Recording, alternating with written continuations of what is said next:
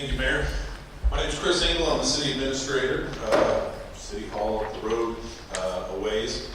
Want to echo the Mayor's comments. Want to thank everybody for being here tonight. Take a little time out of your own personal schedules. Thank these folks for coming up here and volunteering their time to make this community what it is, what it has been, what we hope it will be.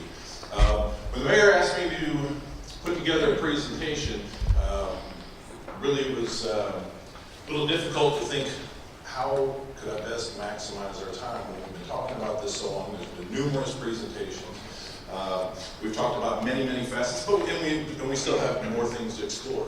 But especially when it's a presentation to folks that we have been talking about this, and hopefully the public has been plugged into this also. So the approach that I've taken to putting this PowerPoint together is that we're on second base. So if we, hopefully people that are Merriam residents that are here received our highlights, and in our highlights the last time there was a little insert that kind of gave an update of where and how we got to this point. So the assumption is that we have a little bit of information on this. However, at the conclusion of this, I'm happy to answer any questions that anybody has about any of the history, any of the things that we're studying, any things that we're looking at that'll help, will really just help everybody understand what we're looking at, what the issue is that confronts us.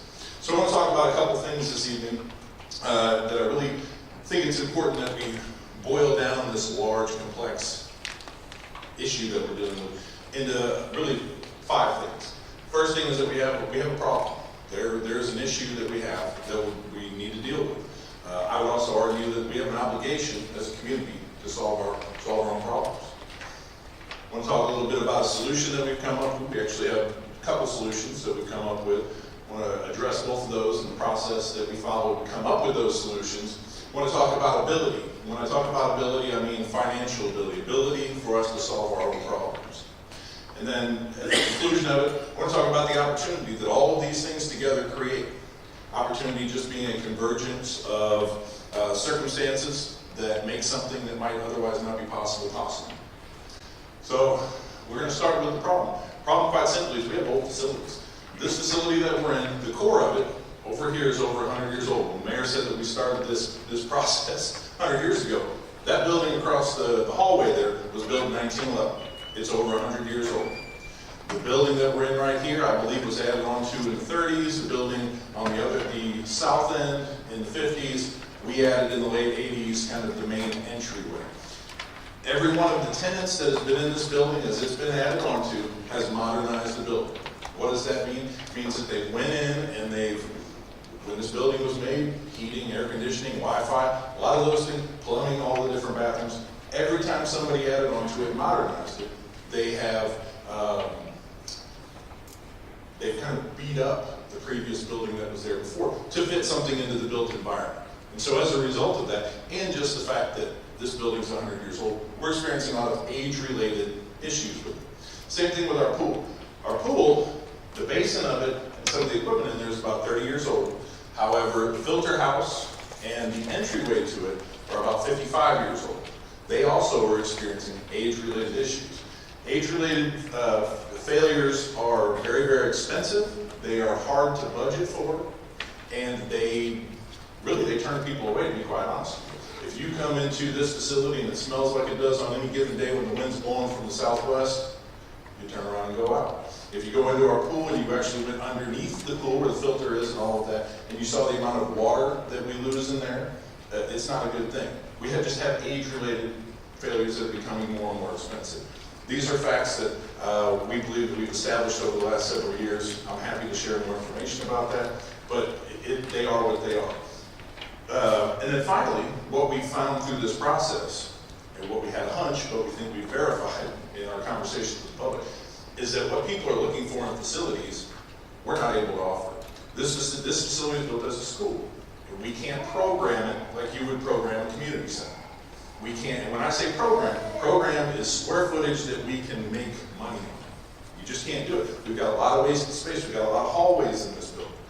The swimming pool is still a great, well-appreciated community asset, but it's costing us more money. We lost 600,000 gallons of water last year, more than we should have lost. we're just not meeting the needs of the community.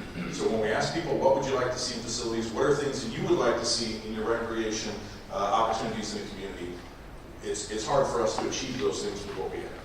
So essentially that's our problem, quite simply. Now I want to talk a little bit about obligation. When I talk about obligation, I don't want to get preachy, but I think it's something that's woven in everything that we do.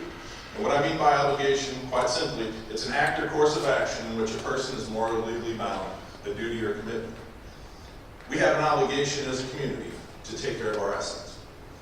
I'm happy to debate that at the conclusion of this, but I think as a community, that's what we do. The reason we have an obligation is that you've got a city staff, you have volunteers, you have leaders in the community that volunteer their time and make decisions that affect all of us, that have a fiduciary responsibility. What that means is being bound ethically and legally to act in another's best interest. So when we make spending decisions, when we make recommendations to the governing body, we are always looking out for the residents and what is the best value we can make with the tax dollars that are available for us to carry out the mission of the city. So we have a fiduciary responsibility. That's what staff has, that's what elected officials have, that we're bound ethically and legally to act in people's best interest. And then I think, more importantly, is the idea of stewardship. When we talk about stewardship, most people are familiar with Christian stewardship. The dirt that we occupy is not ours. We're borrowing it from our children.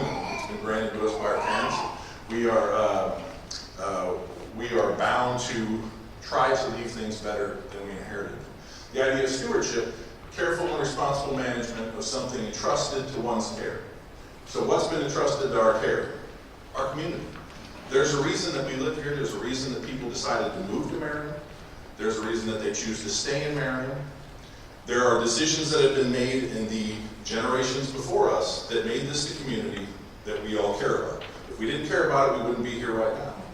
If these folks didn't care about it, they wouldn't volunteer their time and their efforts to be away from their families, to try to fit into busy schedules, to improve this community. So fiduciary responsibility really is what I would argue we owe the residents of this community. Stewardship is what we all owe one another. That's what the obligation is that we have to honor as residents of the community. And I only say that because, so you understand that what's woven through all of the decision-making process that we do is this obligation that we continue to try to improve our community and build upon decisions that have been made before us.